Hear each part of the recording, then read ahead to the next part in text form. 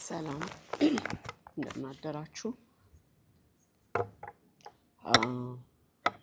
እኔ ላነብ የፈለኩት ሰሞኑን ሁሉ በውስጤ የነበረ ሳምንቱንም የነበረ ነው። ባለፈውም እና መዝሙር ዳዊት ውስጥ ምዕራፍ 1 ላይ ያለውን ነው። እንዲህ ይላል፣ ምስጉን ነው በክፉዎች ምክር ያልሄደ፣ በኃጢአተኞችም መንገድ ያልቆመ፣ በዋዘኞችም ወንበር ያልተቀመጠ፣ ነገር ግን በእግዚአብሔር ሕግ ደስ ይለዋል፣ ሕጉንም በቀንና በሌሊት ያስባል። እርሱም በውሃ ፈሳሾች ዳር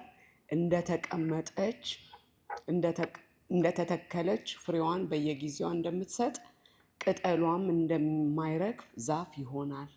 የሚሰራውም ሁሉ ይከናወንለታል። ክፉዎች እንዲህ አይደሉም፣ ነገር ግን ነፋስ ጠርጎ እንደሚወስደው ትቢያ ናቸው። ስለዚህ ክፉዎች በፍርድ ኃጢአተኞችም በጻድቃን ማህበር አይቆሙም።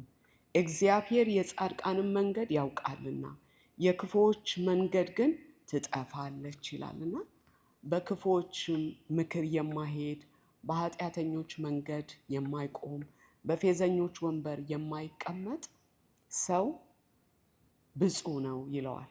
እና ከዚህ ነገር የወጣ ግን በሌላ ነገር ሊሞላ እንደሚገባ ኦር ደግሞ ይገባዋል ማለት ነው። እና እንደኛ በእግዚአብሔር ሕግ ደስ ይለዋል ይላል። ያ ማን ነው? በክፎች ምክር ያልሄደ። እንደገና ደግሞ ያንን ሕግ በቀንና በሌሊት ያስበዋል፣ ሲተኛም ሲነሳም ያስበዋል ይላል። እና ያ ነው የሚሆነው በክፎች ምክር ያልሄደ፣ በኃጢአተኛ መንገድ የማይቆም የፌዘኞች ወንበር የማይቀመጥ ሰው ይሄ ነው። እና ይህንን ሁሉ የሚያደርገው ሰው ደግሞ በወራጅ ውሃ እንደተተከለ ነው ይለዋል። ፍሬዋን በየወቅቱ እንደሚሰጥ ቅጠሏም እንደማይጠወልግ ዛፍ ነው ይላል። ይህ ሁሉ በሕይወቱ ሲገለጥ የሚሰራ ሁሉ ደግሞ ይከናወንለታል፣ የሚለምነው ደግሞ ይሆንለታል። እግዚአብሔር ለጸሎቱ ቅርብ እንደሆነ፣ እግዚአብሔር ለጸሎቱ ቅርብ ነው፣ ደግሞም ቅርብም እንደሆነ ደግሞ ይሰማዋል። ደግሞ በሌላ መልኩ ደግሞ በክፎች መንገድ ደግሞ የሚሄደው፣ በኃጢአተኞች መንገድ የሚቆመው፣ በፌዘኞች ወንበር የሚቀመጠው ደግሞ ያ ሰው ግን ነፋስ ጠራርጎ እንደሚወስደው ገለባ ነው ይለዋል የእግዚአብሔር ቃል።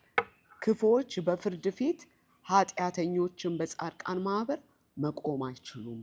እነዚህ ሁለቱ በአንድ ላይ መሄድ እንደማይችሉ፣ እነዚህ ሁለቱ እንደማይስማሙና በጻድቃን ማህበር መቆም እንደማይችሉ፣ የጻድቃን መንገድ ደግሞ በእግዚአብሔር እንደሚጠበቅ፣ የክፉዎችና የአመፀኞች መንገድ ደግሞ እንደሚጠፋ የእግዚአብሔር ቃል ይናገራልና እግዚአብሔር ይርዳን። ከክፉዎች ጋር እንዳንተባበር፣ በኃጢአተኞች መንገድ እንዳንቆም፣ በፌዘኞች ወንበር እንዳንቀመጥ ከዚህ እግዚአብሔር እንድንጠበቅ ስለሚፈልግ እግዚአብሔር ደግሞ ጸጋውን ይሰጠናል። ጌታ ይርዳን። ተባረኩ።